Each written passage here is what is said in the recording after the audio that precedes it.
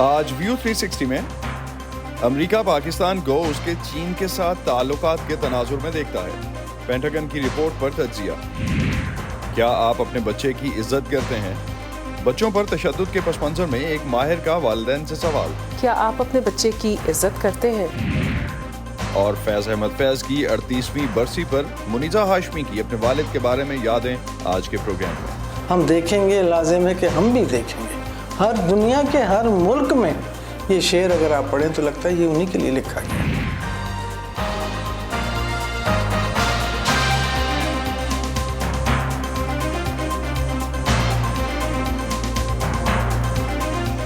Voice of امریکہ کے Washington studios میں آپ سب کو خوش آمدید. آپ دیکھ رہے ہیں پروگرام ویو 360 اور میں ہوں اسد اللہ خالد. سپریم کورٹ آف پاکستان نے آج صحافی ارشد شریف قتل کیس کے از خود نوٹس کی سماعت کی، جس میں ان کے قتل کا مقدمہ درج کر کے کل تک FIR کی کاپی پیش کرنے کی ہدایت کی گئی ہے. اس سے پہلے پاکستانی صحافی کے کینیا میں قتل کی تحقیقات کے لیے بنائی گئی پاکستان کی فیکٹ فائنڈنگ کمیٹی نے اپنی ابتدائی رپورٹ میں کہا ہے کہ ارشد شریف کا قتل بظاہر شناخت کی غلطی نہیں لگتا، بلکہ یہ ایک منظم منصوبہ بندی کے تحت کیا گیا قتل ہے. سپریم کورٹ میں آج ارشد شریف کیس میں ہونے والے ڈیولپمنٹس اور پاکستان کی فیکٹ فائنڈنگ ٹیم کی طرف سے وزارت داخلہ کو پیش کی گئی رپورٹ کے بعد اب کیس پر اگلا لائحہ عمل کیا ہوگا. اسلام آباد سے وائس آف امریکہ کے عاصم علی رانا اس سٹوری کو فالو کرتے آئے ہیں، ان سے مزید جانتے ہیں. عاصم، سپریم کورٹ کو آج از خود کیس یہ کیوں بنانا پڑا، اور خاص طور پہ اس وقت جو سچویشن بنی اور آج کی کارروائی سپریم کورٹ میں کیا رہی؟ جی اسد، بالکل اس حوالے سے supreme court Pakistan human rights Arshad Sharif کی والدہ کی جو درخواست تھی اس پر کارروائی ہو رہی تھی، اس کا جائزہ لیا جا رہا تھا. عدالت نے اس حوالے سے احکامات دیے تھے کہ اس کے اوپر تحقیقات کی جائیں، لیکن آج صبح جو تھا سپریم کورٹ آف پاکستان نے اس میں آرٹیکل 184(3) کے تحت از خود نوٹس لیا اور اس حوالے سے فوری طور پر دن 12:30 بجے سیکرٹری خارجہ، سیکرٹری داخلہ اور دیگر حکام کو طلب کر لیا، جہاں پر سپریم کورٹ آف پاکستان میں 5 رکنی لارجر بینچ جو تھا اس نے آج اس کیس کی سماعت کی. اس میں اس حوالے سے ان سے پوچھا گیا کہ اب تک اس کیس میں کیا پیش رفت ہوئی ہے، جس پر وزارت داخلہ کی طرف سے بتایا گیا کہ فیکٹ فائنڈنگ ٹیم جو ہے انہوں نے اپنی رپورٹ جو ہے وہ مکمل کر لی ہے، جس پر عدالت نے ان کو حکم دیا کہ یہ رپورٹ فوری طور پر سپریم کورٹ آف پاکستان میں پیش کی جائے. دوران سوال جو تھا وہاں پر ایک سوال پوچھا گیا کہ اب جو اس کیس کی جو تحقیقات ہو رہی ہیں اس کا لیگل جو ہے وہاں پر اسٹیٹس کیا ہوگا. تو اس کے اوپر بتایا گیا کہ اس حوالے سے ابھی تک کیس جو ہے وہ رجسٹرڈ نہیں ہوا، جس پر عدالت نے حکم دیا کہ آج ہی اس کیس کی جو FIR ہے وہ پاکستان میں درج کی جائے. پاکستان میں درج کرنے کے لیے FIA کو یہ اختیار حاصل ہے کہ وہ ایسا مقدمہ جو ہے اس میں FIR درج کر سکتے ہیں، جیسے کہ ماضی میں فاروق ستار قتل کیس میں ہوا. تو پاکستان میں ابھی اس وقت تک جب ہم یہ شو کر رہے ہیں تو اس وقت تک یہ FIR درج نہیں ہوئی، لیکن امکان ہے کہ آج رات تک یہ FIR درج کر لی جائے گی. تو عاصم، فیکٹ فائنڈنگ ٹیم کی رپورٹ میں کون سے اہم حقائق سامنے آئے ہیں؟ کوئی لیکس ایسی آئی ہیں، رپورٹ پبلک کی گئی ہے، اس بارے میں کچھ کہا گیا انٹیریئر منسٹری کی طرف سے؟ اسد، ابھی تک یہ رپورٹ جو ہے یہاں پر ابھی تک اوپن نہیں کی گئی، ابھی تک یہ صرف وزارت داخلہ کے پاس ہے، لیکن اس حوالے سے ہمارے ذرائع اور خود وزیر داخلہ جو رانا ثناء اللہ ہیں انہوں نے بھی اس حوالے سے میڈیا کو کچھ جو ہے تفصیلات بتائی ہیں، اور وہ یہ بات بتا چکے ہیں کہ یہ مسٹیکن آئیڈینٹی کا کیس نہیں تھا، بلکہ ٹارگٹ کلنگ تھی. ارشد شریف کو جو تھا باقاعدہ ٹارگٹ بنا کر قتل کیا گیا. اس میں جو فیکٹ فائنڈنگ ٹیم نے جو ہے مختلف وزٹ کیے، کینیا کا وزٹ کیا اور اس کے بعد دبئی کا وزٹ کیا، وہ تمام تر تفصیلات اس میں شامل ہیں، اس میں موجود ہیں کہ کس طریقے سے ارشد شریف کو جو ہے یہاں پاکستان سے نکالا گیا. پاکستان سے جانے کے بعد دبئی میں صرف ان کا 10 دن کا قیام رہا اور اس کے بعد وہ کینیا میں گئے، جہاں پر تقریباً 2 ماہ کے عرصے تک وہیں پر ہی مقیم رہے اور اس کے بعد انہیں ستمبر میں قتل کر دیا گیا. تو یہ تمام جو مختلف حقائق ہیں، جو مختلف انٹرویوز کیے گئے ہیں، اس کی مکمل رپورٹ جو ہے فیکٹ فائنڈنگ میں ہے، اور اس میں بتایا گیا ہے کہ یہ مسٹیکن آئیڈینٹی کا کیس نہیں تھا، بلکہ باقاعدہ منصوبہ بندی کے تحت جو ہے وہ ارشد شریف کو قتل کیا گیا ہے، اور یہ رپورٹ آج سپریم کورٹ آف پاکستان کو فراہم کی جائے گی. تو عاصم، کیا لگتا ہے ابھی جو اسلام آباد کا ماحول ہے اس میں اس رپورٹ میں کیا کہا جا رہا ہے کہ اگلا مرحلہ کیا ہوگا؟ حکومت اب کینیا سے اس واقعے کی جلد تحقیقات کے لیے دباؤ ڈالے گی؟ کیا لائحہ عمل ہے آگے؟ جی بالکل، حکومت پاکستان نے اس حوالے سے پہلے ہی کہا تھا کہ وہ کینیا کے صدر سے جو ہے وہ باقاعدہ رابطہ کر چکے ہیں اور اس کے اوپر مکمل تحقیقات کی جائیں گی. اب جو وہاں پہ فیکٹ فائنڈنگ کمیٹی ہے انہوں نے اپنا کام مکمل کر لیا ہے. اب جو اس کی لیگل پروسیڈنگز ہوں گی کہ اس کیس میں جو افراد ملوث جو وہاں پہ اس رپورٹ کے مطابق ہوں گے ان کے خلاف قانونی کارروائی کا آغاز ہوگا. جب FIR درج کر لی جائے گی تو ان کے خلاف لیگل ایکشن جو ہے وہ شروع ہوگا. یہ حکومت اب اس کے اوپر فوکس کر رہی ہے اور آئندہ چند دنوں میں اس حوالے سے اہم گرفتاریاں بھی متوقع ہیں. بہت شکریہ عاصم، آپ ہمیں اپڈیٹ کر رہے تھے اس کیس کے حوالے سے۔ گزشتہ ہفتے امریکی محکمہ دفاع نے چین کی فوجی طاقت کے بارے میں ایک رپورٹ جاری کی جس میں کہا گیا کہ چین اپنی طاقت کی نمائش اور معاشی قوت کے اظہار کے لیے اپنے اہم اتحادی پاکستان پر انحصار کرتا ہے۔ چائنا ملٹری پاور 2022 کے عنوان سے جاری کی جانے والی اس رپورٹ میں اس بات کا جائزہ بھی لیا گیا ہے کہ چین کس طرح سے پاکستان اور روس جیسے اپنے عالمی شراکت داروں کی مدد سے 2049 تک اپنے قومی تجدید کے مقصد کو حاصل کرنا چاہتا ہے۔ رپورٹ کے مطابق چین پاکستان کو ہر طرح کے حالات میں اپنا واحد اسٹریٹجک پارٹنر اور روس کو اپنا واحد باہمی تعلقات کے ساتھ جامع اسٹریٹجک پارٹنر سمجھتا ہے۔ اس رپورٹ کے تفصیلی تجزیے کے لیے وائس آف امریکہ کی صبا شاہ خان نے Washington based think tank Mid East Institute سے منسلک سید محمد علی سے پوچھا کہ اس رپورٹ کی اہمیت ہے کیا، تو ان کا کہنا تھا کہ اس رپورٹ سے یہ ظاہر ہوتا ہے کہ امریکہ کے لیے پاکستان کی اہمیت چین کے تناظر میں ہے، اور اس لیے بھی کہ اس وقت امریکہ پوری دنیا کو چین کی نگاہی سے دیکھ رہا ہے۔ امریکہ کی جو نیشنل براڈر ڈیفنس اسٹریٹجی ہے اس میں تو پاکستان کا ذکر ہی نہیں ہے، تو اب یہ جو بالخصوص جو چین والی رپورٹ بنی ہے وہاں پر پاکستان کی بڑی بات ہے کہ چین جو ہے وہ پاکستان کو ہتھیار بھی دے رہا ہے، اور چین کا یہ ہے کہ دیکھیے وہ ان کی ملٹری تو پاکستان کے ساتھ بڑی دیر سے سیکیورٹی ارینجمنٹ اور ڈپلومیٹک شیلڈ بھی کرتے تھے وہ پاکستان کو بین الاقوامی سینکشن سے، یہ تو بڑی پرانی دوستی ہے۔ تو وہ چین کو دیکھ رہے ہیں کہ چین کیا کر رہا ہے، نیوکلیئر ان کی کس قسم کی کیپبلٹیز ہیں، تو اب چین جو ہے وہ انڈیا کو بھی دیکھ رہا ہے، ساتھ وہ امریکہ کو دیکھ رہا ہے، تو اور امریکہ جو ہے وہ انڈیا کی مدد کرتا ہے، ڈائریکٹلی نیوکلیئر ویپنز میں تو نہیں کر رہا بٹ کنونشنل وارفیئر میں کر رہا ہے، تو پھر چین جو ہے وہ پاکستان کی مدد کرتا ہے، تو ایک اسٹریٹجک آرمز ریس جو ہے اور بلڈ اپ جو ہے وہ حالانکہ امریکہ میں کوشش کی جاتی ہے کہ اس کو محدود نظریے سے دیکھا جائے کہ چین، پاکستان اور انڈیا، مگر یہ میرا خیال ہے ناانصافی ہے کیونکہ امریکہ کا بھی اس کے اندر ہاتھ ہے، اور ان کو کم از کم یہ اکنالج کرنا چاہیے کہ ہم بھی یہاں پر جو کشیدگی ہو رہی ہے وہ ہم اس میں ڈائریکٹلی رسپانسبل ہیں۔ اس رپورٹ میں جو ڈیٹیل سامنے آئیں اس پر مزید بھی صبا نے بات کی، اور اس وقت صبا ہمارے ساتھ اسٹوڈیوز میں بھی موجود ہیں، ان سے مزید بات کرتے ہیں کہ ان کی اس رپورٹ پر سید محمد علی سے جو بات ہوئی ان کے خیال میں یہ امریکہ کے لیے کس حد تک پریشانی کی وجہ بن سکتا ہے کہ چین اپنی فوجی اور اقتصادی طاقت دکھانے کے لیے پاکستان پر انحصار کرتا ہے۔ جی اسد، جب میں نے سید محمد علی سے پینٹاگون کی کانگریس کو بھیجے جانے والی اس رپورٹ پر پاکستان کی چین کے تناظر میں جو اہمیت ہے اور خدشات ہیں اس کے بارے میں انالیسس لیا، تو ان کا کہنا تھا کہ اس وقت پاکستان کی جو چین سے قربت ہے وہ امریکہ کے لیے یقیناً ایک کنسرن ہے، اور اس بارے میں مزید ان کا کیا کہنا ہے دیکھتے ہیں۔ امریکہ میں خدشہ تھا بڑی دیر سے کہ جی گوادر جو ہے وہ ڈیول یوز پورٹ بن جائے گا، مگر یہ ہے کہ پاکستان کا سب سے زیادہ جو اکنامکلی ڈپینڈنٹ پاکستان جس ملک پر ہے وہ چین پر تو اب ہو گیا ہے، سو یہ ایک یہ ایک ایشو ہے، امریکہ کے لیے بھی ایک یہ ایشو ہے، کنسرن ہے، اور پاکستان بھی بلکہ یہ چاہتا ہے کہ وہ بیلنس کر سکے۔ آئیڈیلی تو یہ ہے کہ پاکستان چاہے گا نا کہ جی ہم بجائے کہ ایک ہی ملک کے پاس ہم جائیں اور ڈپینڈنٹ اس کے اوپر ہوتے جائیں، اس سے بہتر ہے کہ ہم بیلنس کر سکیں، جو انڈیا کرتا ہے نا۔ دیکھیے انہوں نے رشیا کے ساتھ نہیں چھوڑا، حالانکہ امریکہ کے ساتھ دوستی بڑھا رہے ہیں، اور یہ بڑی ان کی پرانی ترکیب ہے، اور امریکہ انڈیا کو تو کوشش کر رہا ہے کہ انڈیا جو ہے وہ چین کے ساتھ جو ہے وہ کھڑا ہو سکے، مگر انڈیا میں ابھی وہ قوت نہیں ہے، تو امریکہ کو بھی چاہیے نا کہ وہ بھی صرف انڈیا کے اوپر ریلائی نہ کرے کہ انڈیا ہی ان کو بنگلہ دیش بھی توڑ کر دے گا اور نیپال بھی توڑ کر دے گا اور بھوٹان بھی توڑ کر دے گا، کیونکہ چین ان سب کے ساتھ تعلقات بڑھا رہا ہے، تو بلکہ پاکستان ایسا ملک ہے جو چاہتا ہے کہ ہمارے معاشی حالات بہتر ہوں، ہم بالکل ہی قرضوں کے نیچے، چینی قرضوں کے نیچے نہ دبیں، تو ان کو تو فائدہ بھی ہوگا، اور کئی بار ہمارے تو لیڈران کئی بار کہہ چکے ہیں۔ تو صبا یہ تو واضح ہے کہ امریکہ کو چین سے پاکستان کے قریبی تعلقات پہ ایشو ہے، تو علی کے مطابق امریکہ کی پاکستان کے لیے اسٹریٹجی کیا ہو سکتی ہے؟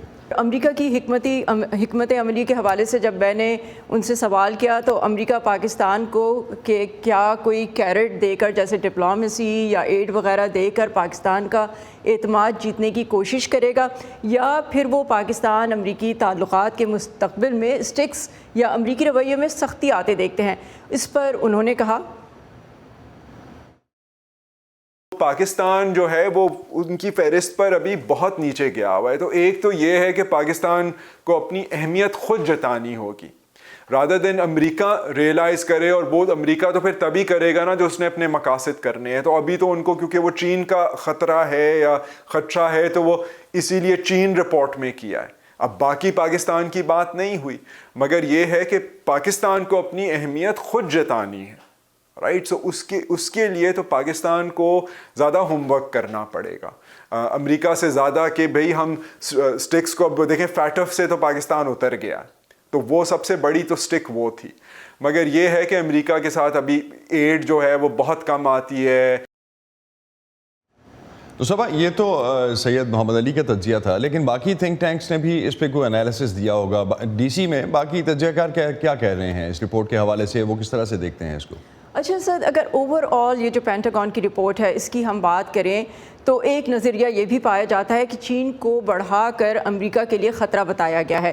بروکنگز کے سینئر تجزیہ کار مائیکل او ہینولن نے اپنے نظریے میں اس رپورٹ کے لیے کچھ اپنے تجزیے میں ایسا ہی کچھ کہا ہے, اور ان کے مطابق امریکہ اور مغربی دنیا کو روس سے زیادہ بڑا خطرہ ہے کیونکہ روس نیوکلیئر تھریٹ بھی دے چکا ہے. اور پھر وہ یہ بھی کہتے ہیں کہ اس رپورٹ میں یہ بھی نظر انداز کیا گیا ہے کہ باوجود اس کے کہ چین اور روس اپنی دوستی کی حد نہیں مانتے, لیکن یوکرین کی جنگ میں روس کے مانگنے کے باوجود اب تک چین نے روس کو ہتھیار نہیں بھیجے ہیں. تو یہ تو وہ تھوڑی سی کچھ چیزیں ہیں جو کہ اس رپورٹ میں کہا جاتا ہے کہ مس کی گئی ہیں. بہت شکریہ صبا, آپ اس حوالے سے ہمیں جو انالیسس ڈی سی میں آپ نے جمع کیا ہم تک پہنچایا, بہت شکریہ آپ کا.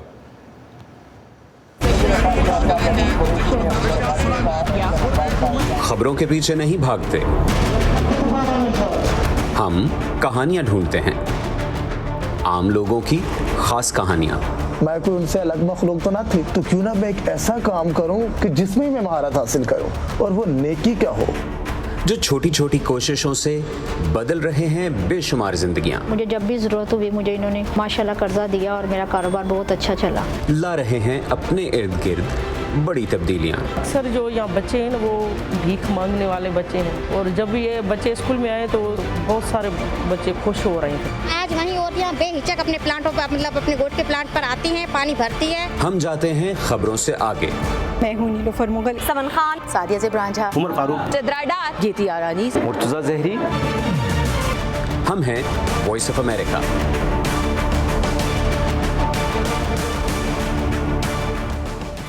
ہیش ٹیگ محفوظ بچپن, اس طرح کے سلوگن شاید ہمیں آج کل تو دیکھنے کو ملتے ہیں, لیکن اوور آل اگر ہم دیکھتے ہیں تو پاکستان سے جو خبریں آتی ہیں پڑھائی میں اچھی کارکردگی نہ دکھانے یا کوئی شرارت کرنے اور بات نہ ماننے جیسی شکایات پر اکثر والدین کی طرف سے بچوں کو تشدد کا نشانہ بنانے کی خبریں ہم میڈیا میں دیکھتے رہتے ہیں.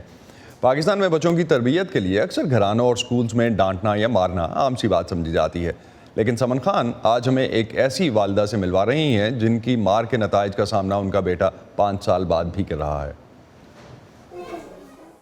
ہنا یوسف 3 بچوں کی والدہ ہیں. ان کا چھوٹا بیٹا پٹھوں کے ایسے ڈس آرڈر میں مبتلا ہے جس کی وجہ سے وہ اکثر دوران کھیل گرنے کے باعث بے ہوشی کی کیفیت میں چلا جاتا ہے. ہنا کے بقول 5 سال کی عمر تک وہ بالکل ٹھیک تھا, لیکن ایک شرارت کے نتیجے میں ہنا کے غصے نے ان کے بیٹے کی صحت پر گہرا اثر مرتب کیا.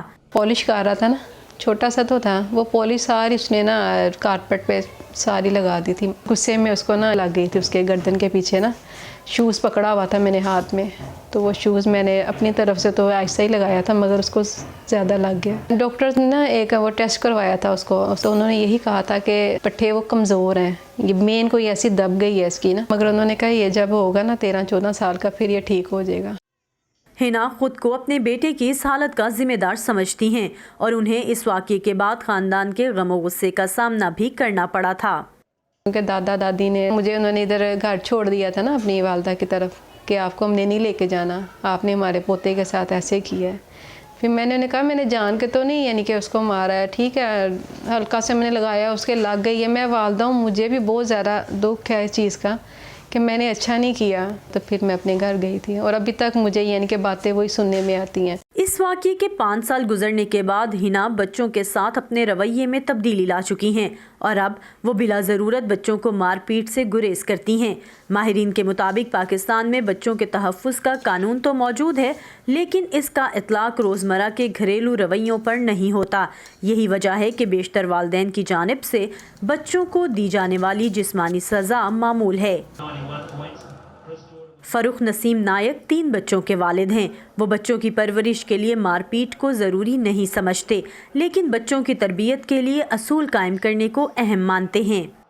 स्कूल ऑफ थॉट है कि एक जो नए पेरेंट्स हैं वो कहते हैं कि बच्चा दीवारों पे भी लकीरें मारे तो उसे रोकना नहीं है, क्रिएटिविटी ख़त्म होती है। मैंने ज़्यादातर तवज्जो जो है वो करैक्टर बिल्डिंग पे दी है। हम लोग 70s की पैदाइश हैं, तो वो मॉनिटरिंग तो माँ ने करनी है छोटी छोटी बातों पे, लेकिन बाप का जब रोल आता है तो फिर कुछ शिकायतें बाप को लगाई जाती हैं जो हद से ज़्यादा होती हैं, तो बाप ने फिर उसको उसके मुताबिक ही हैंडल करना चाहिए वो सिचुएशन को देखते हुए। महफूज बचपन नामी तहरीक की बानी बुशरा हुसैन काउंसलिंग सेशन के दौरान माँ बाप को अपने रवैयों और बच्चों पर इसके असरात बारे सोचने पर राग़िब करती हैं। वो कहती हैं कि फैमिली शुरू करने से पहले मियाँ बीवी में ये समझ पैदा करना ज़रूरी है कि जज्बाती, घरेलू, मुआशी हालात जैसे भी हों, नए आने वाले फ़र्द की ज़िंदगी में बतौर वालिदैन आपकी जिस्मानी और दिमागी तौर पर हाज़िरी ज़रूरी है। अक्सर वालिदैन के साथ जब मैं बात करती हूँ ना, और मैं उनसे एक सवाल पूछती हूँ, क्या आप अपने बच्चे की इज़्ज़त करते हैं? और मुझे हमेशा जवाब ये मिलता है, सुबह से शाम तक मैं उनके कपड़े धोती हूँ, उनके बर्तन धोती हूँ, उनके लिए खाना बनाती हूँ, उनको नहलाती हूँ, धुलाती हूँ, उनके सारे काम करती हूँ, जान मारती हूँ उनके पीछे, और क्या होता है। लेकिन इस बात का जवाब कोई नहीं देता मुझे कि क्या आप अपने बच्चे की इज़्ज़त करते हैं। हम हमेशा ये बात क्यों भूल जाते हैं कि जो बच्चे आज आपके पास बच्चों की सूरत में हैं, ये विद इन फ्यू ईयर्स मुआशरे में बड़े अफराद की सूरत में फ़ाल होंगे, मुतहर्रिक होंगे। माहिरीन के मुताबिक बच्चों की तरबियत के लिए बदलते वक्त के साथ वालिदैन भी अपने तरीके तब्दील कर रहे हैं, जिसमें बच्चों पर तशद्दुद को अपना हक समझने की बजाय उन्हें बातचीत के ज़रिए समझाने का तरीका अपनाया जा रहा है, जो कि खुश आइंद है। और यही रुझान तशद्दुद को तरबियत का हिस्सा मानने वाले वालिदैन को परवरिश की नई राह पर गामज़न करने पर भी मददगार साबित हो सकता है। समन Khan, voice of America, Lahore. और शायद चंद दहाइयाँ पहले तो ये बड़ी कॉमन सी बात थी, लेकिन जब से इस पे रिसर्च इन चीज़ों पे आना शुरू हुई कि बच्चों को मारना कितना नुकसानदेह हो सकता है, उसके बाद से अब नई जनरेशन जो है वो उसमें काफ़ी हद तक तब्दीली लेके आ रही है। लेकिन तशद्दुद के वाक़यात उसके बावजूद अभी भी पूरी दुनिया में मौजूद हैं। Pakistan is one of the countries जिसमें इस तरह के वाक़यात हमें अक्सर देखने को मिलते हैं। जो सबसे बड़ा इशू रहता है बच्चों की साइकोलॉजिकल डेवलपमेंट के हवाले से, उनके एग्रेसिव बिहेवियर के हवाले से, ये फ्यूचर में ऐसी चीज़ें हैं जो कि बच्चों के मुस्तकबिल में उनको इम्पैक्ट कर सकती हैं। तो नई पौध और नई तरीके, जिन तरीक़ों से उनको बड़ा किया जा सकता है, इस हवाले से पेरेंटिंग रूल्स जो हैं वो काफ़ी इम्पॉर्टेंट हैं। VOA न्यूज़ की नई स्मार्टफोन ऐप, ताज़ा तरीन खबरें, दिलचस्प ऑडियो वीडियो रिपोर्ट्स और मुनफरिद तज्ज़िये। देखें, सुने, पढ़ें और शेयर करें। सेटिंग्स के जरिए अपनी पसंद की ज़बान का VOA की नई ऐप में इंतखाब करें। प्रॉक्सी की मदद से पाबंदियों के बावजूद मालूमात तक रसाई हासिल करें। पुश नोटिफिकेशंस ऑन रखें ताकि आप रह सकें हर लम्हा बाखबर। VOA न्यूज़ की नई स्मार्टफोन ऐप डाउनलोड कीजिए गूगल प्ले और ऐप स्टोर से। और शो के आखिर में बात करते हैं फैज़ अहमद फैज़ की ज़िंदगी के एक पहलू की। उर्दू के मायनाज शायर माने जाने वाले फैज़ की इनकलाबी शायरी की मकबूलियत सरहदों, ज़ुबान और उम्र की कैद से मावरा है। गुज़िश्ता माह फैज़ की 38वीं बरसी मनाई गई। हाल ही में फैज़ अहमद फैज़ की बेटी और ब्रॉडकास्टर मुनीज़ा हाशमी की अपने वालिद से होने वाली ख़तो किताबत पर मबनी एक किताब भी शाया हुई है। गेतियारा अनीस से गुफ्तगू में मुनीज़ा हाशमी अपने वालिद की कुछ यादें हमसे भी शेयर कर रही हैं। मकाम फैज़ कोई राह में जचा ही नहीं, जो कुएं यार से निकले तो सूबेदार चले। लोग कहते थे फैज़ साहब को परेशान कभी नहीं देखा, गुस्सा कभी नहीं आया, मुस्कुराते रहते हैं। कैसे हो सकता है जब आपको पता है कि हुकूमत वक्त आपके ख़िलाफ़ है। आपके घर के बाहर, जो हमारे घर के बाहर हर वक्त एक जीप मौजूद है, हमारा फ़ोन टैप हो रहा है और उन्हें बाहर जाने से ही मना किया जा रहा है, वापस आने से ही मना किया जा रहा है। हर वक्त उन पर सर्वेलेंस है। इन चीज़ों से टेंशन होती होगी, कैसे नहीं हो सकती। लेकिन वो शख्स मुस्कुराता था और वो सारी की सारी जो अपने दिल की बात था वो फिर अपनी शायरी में कहता था। निसार मैं तेरी गलियों पे वतन के जहां चली है रस्म कि कोई नसर उठा के चले, जो कोई चाहने वाला तवाफ को निकले, नज़र चुरा के चले, जिसमें जहाँ बचा के चले। हम लंदन में चल रहे थे, सड़क पे जा रहे थे, एक दो तीन लोग रुके। अस्सलाम वालेकुम फैज़ साहब। वालेकुम सलाम, कैसे हैं आप सर? ठीक हैं। वो आगे चले गए। मैंने कहा कौन था? कहेंगे पता नहीं। तो मैंने कहा आप तो ऐसे कह रहे थे। कहते हैं मैं नहीं जानता, वो मुझे जानते थे। तो इस किस्म की कई दफ़ा मुझे एहसास होता था कि दुनिया इस शख्स को जानती है, और क्यों जानती है पता नहीं क्यों जानती है। एक शायर है, हाँ ठीक है ये वो। उनके जाने के बाद जब मैंने बहुत दुनिया के दौरे किए तो उस वक्त ख्याल आने लगता है आपको कि कितनी बड़ी वो शख्सियत थी। और वो जो कहते थे कि लोग हमें नहीं जानते, हम शायद ना जानते, लोग हमें जानते हैं, तो मैं उससे सोचती हूँ ये क्या बात हुई, कैसे देखें ये तो बड़ी कुछ गरूर की बात है। लेकिन नहीं, और वक्त के साथ साथ मैं महसूस कर रही हूँ उनकी चाहत और उनकी इज़्ज़त बढ़ती चली जा रही है। तेरे होंठों के फूलों की चाहत में हम दार की खुश्क टहनी पे वारे गए, दार की खुश्क टहनी पे वारे गए, तेरे हाथों की शमों की हसरत में हम नीम तारीक राहों में मारे गए। ये ख़त लिखा है 1979 में मॉस्को से मुझे। और अकल की बात यह है कि महज परेशान होने से कोई मसला हल नहीं होता। बेहतर यही है कि जब कोई परेशानी का मजमून हो तो उसे दूर करने की कोशिश के साथ साथ इंसान कुछ स्विच ऑफ कर ले।